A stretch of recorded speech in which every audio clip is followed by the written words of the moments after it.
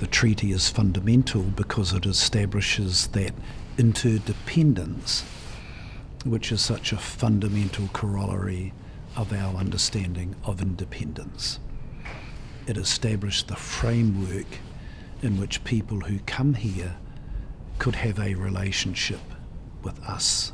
And let me be clear, I think the Treaty of Waitangi is a wonderful document. There are plenty of people who don't like the treaty for one reason or another, particularly European New Zealanders.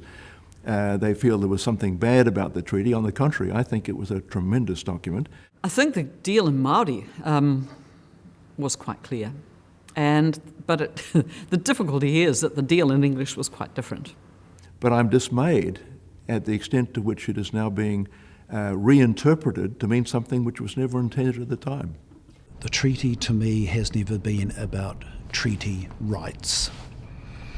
It's always been about the rightness that comes from people accepting their obligations to each other.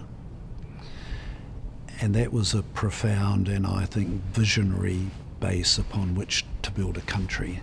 I think there's implication that the treaty was in some sense a partnership between the Crown and Maori chiefs. There's nothing about partnership in the treaty.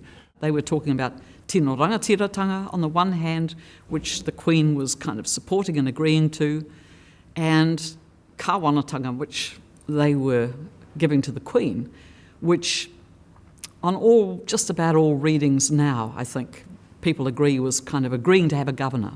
On the contrary, the first article of the treaty makes it unambiguously clear that chiefs were ceding sovereignty to the Queen. There was no partnership involved in that at all.